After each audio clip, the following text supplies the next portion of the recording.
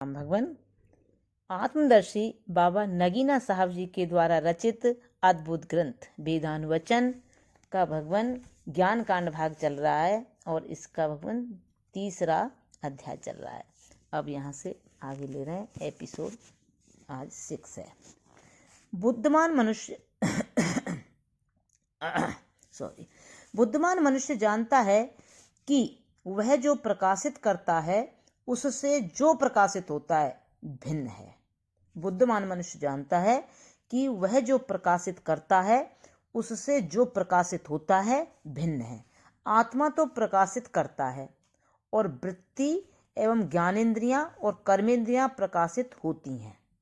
इसलिए आत्मा, क्या दिल, क्या वृत्ति, क्या ज्ञानेंद्रियां, क्या कर्मेंद्रियां, क्या शरीर, इन सब से अलग सब में सब रूप है।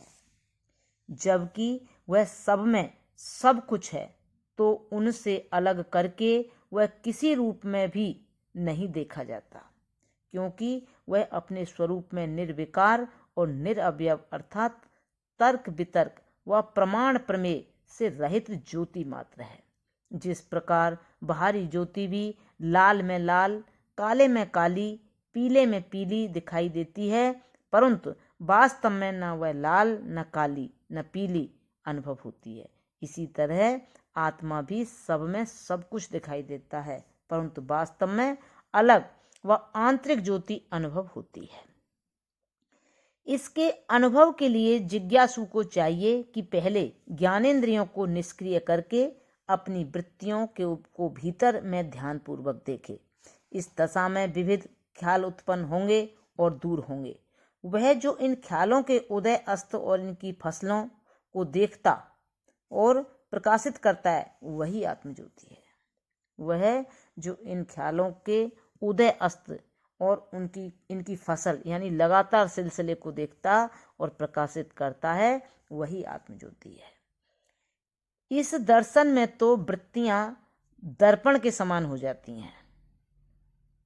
जिस प्रकार देखने वाले के आगे एक आईना रख दें और फिर उठा लें, और दूसरा रख दें फिर उसे भी उठा लें, तीसरा रख दें, इसी तरह करते जाएं, तो वह अपने मुख को उनमें देखता है।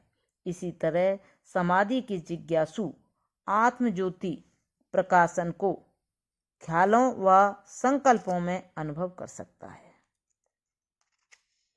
क्योंकि उदाहरण में जब एक शीशा सामने होता है उसी क्षण उसमें अपना मुख दिखाई देता है। जब वह उठाया जाता है और दूसरा आगे रखा जाता है तो वही दूसरे शीशे में दिखाई देता है। इसी तरह प्रत्येक ख्याल में देखने वाले का प्रतिबिंब दिखाई देता है।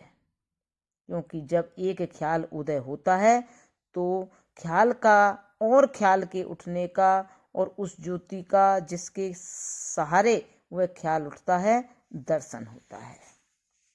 परंतु जब वह ख्याल दूसरे क्षण में अस्त हो जाता है तो उस ख्याल का और उसके लय होने का तथा उस ज्योति का जिसके आश्रय वह ख्याल अस्त होने का व्यवहार करता है, ख्याल मतलब वृत्ति, अनुभव होता है। फिर उसी क्षण में जो दूसरा ख्याल उठता है उस ख्याल को और उसके उठने को तथा पहले ख्याल को फसल यानी सिलसिले को जो साजा है और उस ज्योति को जिसके आश्रय वह ख्याल अस्त होता है और यह उठता है, सब अनुभव करता है। यह न समझ लेना चाहिए कि यहाँ प्रकाशित ख्याल मतलब या वृत्तियां ज्योति हैं, कोई दूसरी अलग आत्मज्योति नहीं।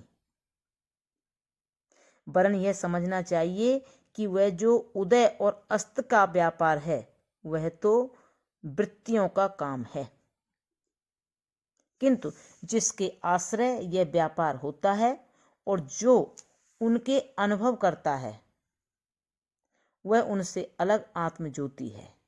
यद्यपि जिस प्रकार शीशों के उठाने से प्रतिबिंब का भी सर्वथा दूर होना पाया जाता है, तो भी बिंब नष्ट नहीं होता, वरन दूसरे आयनों में जो लगातार सामने होते हैं प्रतिबिंब दिखाई देता है। इसी तरह एक ख्याल के अस्त होने में देखने वाले का प्रतिबिंब अस्त होता सा प्रतीत होता है, तो भी आत्मा जो देखने वाला बिंब रूप है अस्त नहीं होता। और जिस तरह मुख दर्शाने वाला दर्पण मुख के दिखाने का कारण हो जाता है, उसी तरह समाधि में वृत्तियां भी ज्ञानी को आत्मा के अनुभव यानी साक्षात्कार के कारण हो जाते हैं। जिस तरह आंख दर्पण की सहायता के बिना अपने आप को नहीं देख सकती, उसी तरह आत्मज्योति भी वृत्तियों की विद्यमानता के बिना अपने आप को ज्ञाता नहीं अनुभव कर सकती। इसी कारण मन या अंतःकरण उस आत्मज्योति का प्रकट स्थान व प्रकट करता नियत हुआ है। इसलिए वेद को श्रुतियों वृत्तियों का आत्मज्योति को दर्शाने वाली लिखती हैं, क्योंकि जिस प्रकार आईना मुख को दर्शाने वाला निश्चित होता है, उसी तरह वृत्तियां भी आत्मा को दर्शाने वाला निश्चय किया गया है। अब यूं समझो कि अंतःकरण में उपर्युक्त नियमानुसार जब आत्मज्योति का प्रतिबिंब पड़ता है, तो उसी अंतःकरण की वृत्तियों के प्रकाशित करने और जानने को ज्ञान नाम रखते हैं।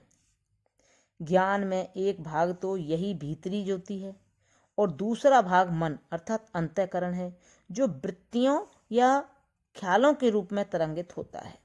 और जब कोई वस्तु इस ज्ञान में आ जाती है, तो मन का भाग जो ख्याल है उस वस्तु के रूप में तद्रूप होता है और यह भीतर की ज्योति उस पर प्रकाशमान होती, उसे प्रकाशित करती और देखती है।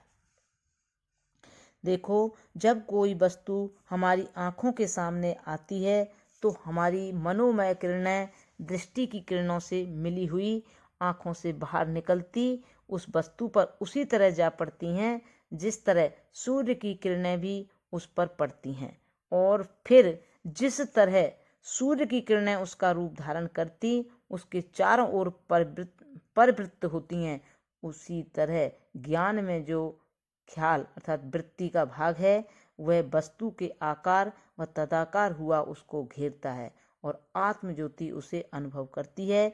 इसी को सर्वसाधारण लोग देखना बोलते हैं। किंतु जब हम किसी वस्तु का ध्यान करते हैं तो वृत्तियां या ख्याल जो वास्तव में मन में हैं, हमारे भीतर उसी रूप और आकृति में बन जाती हैं और उसमें जो ज्योति है उसका अनुभव या दर्शन करती हैं। तो ज्ञानी यहाँ जानता है कि मन का भाग ज्ञान में से पृथक होकर वस्तु के रूप में साक्षीभूत हो रहा है। तो ज्ञानी यहाँ जानता है कि मन का भाग ज्ञान में से पृथक होकर वस्तु के रूप में साक्षीभूत हो रहा है और आत्मज्योति अलग होकर उसकी साक्षी है, जिसे फारसी में शाहिद बोलते हैं। जबकि उपर्युक्त नियमानुसार ख्याल या वृत्ति तो दिखाई देने वाली वस्तु के रूप में है और आत्मा उसका देखने वाला साक्षी है, तो साधक को चाहिए कि इस विवेक को लाभ करने के लिए पहले अपनी वृत्ति को किसी वस्तु के रूप पर स्थापित करे। जब वह वृत्ति वस्तु से तद्रूप हो जाए तो फिर ध्यान में जो दिखाई देता है और वह जो देखता है, उन दोनों में विवेक करे तो आत्मा इस नियम से बिजली के समान अनुभव होगा। प्रणाम भगवान।